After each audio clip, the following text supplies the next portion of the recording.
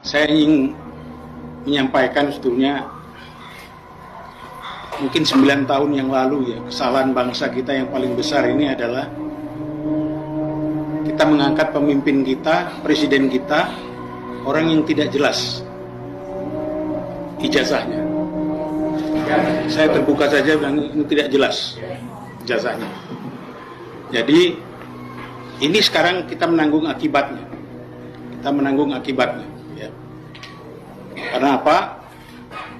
Karena presiden itu walaupun mana nggak bisa kita coba-coba, harus orang yang mempunyai kapasitas yang betul. Kapasitas yang betul-betul mumpuni. Tidak seperti sekarang ini. Ya. Maaf saya katakan kalau saya mau apa ya, tidak ada masalah itu.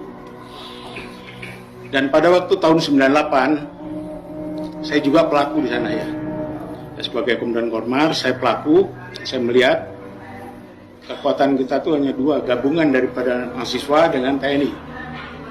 Gabungan.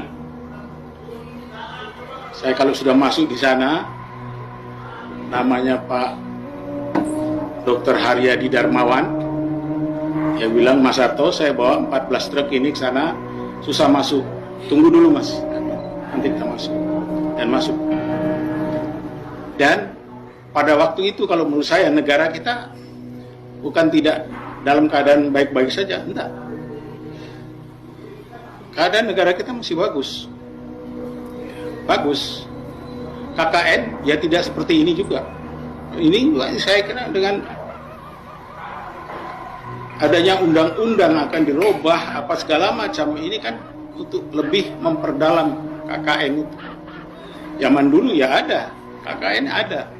Tapi setelah 30 tahun memerintah Pak Harto, anaknya, dan dia punya alasan anaknya jadikan menteri apa ya, sosial, udah 30 tahun, dan dia juga sebagai ketua Golkar segala macam. Sekarang terus terang yang saya komplain sampai saat ini, saya komplain terus terang. Kita 78 tahun merdeka ini tidak pernah satu detik pun kita melakukan Undang-Undang Dasar 45 secara murni konsekuen. Tidak juga dengan Bung Karno. Pemilu kita pertama tahun 55 berapa mungkin? Partainya 98 apa sih? Sekarang juga partai tidak tahu berapa. Padahal kalau menurut saya terus terang partai ini legal standingnya dari rakyat mana? Tidak ada.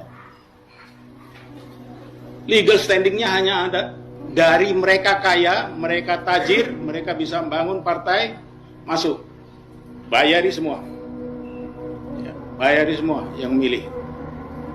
Dan sekarang kalau mau membuat lagi presiden, saya yakin hanya dua itu yang bisa jadi.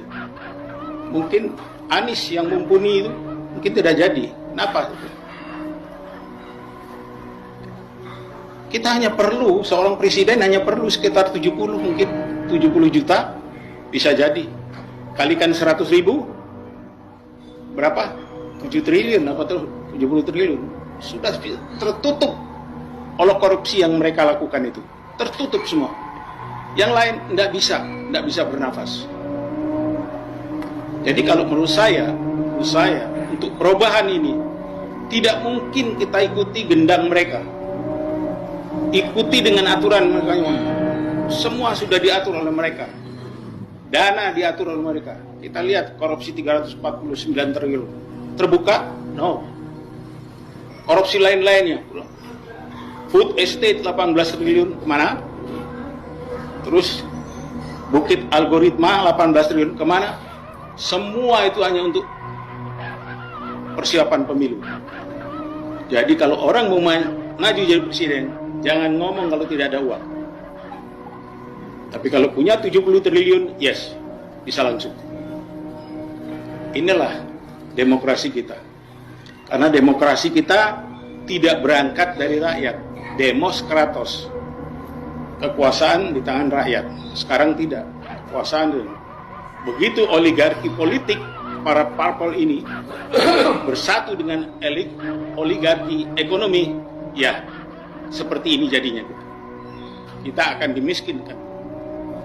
Ya, kita akan dimiskinkan, dan maaf kata, kalau kita tidak bisa mencegah apa yang diperbuat oleh presiden kita, perjanjian dengan Cina, saya yakin nggak sampai tahun 2030 kita sudah bagian daripada Cina. Ya. Jadi tinggal kita sekarang, ya, mau apa tidak. Kalau kita ikut dengan jalan gendang mereka semua, tidak akan bisa mungkin. Yang perlu sekarang kita lihat, ayo kita sama-sama mau seperti apa. People power. Terima kasih.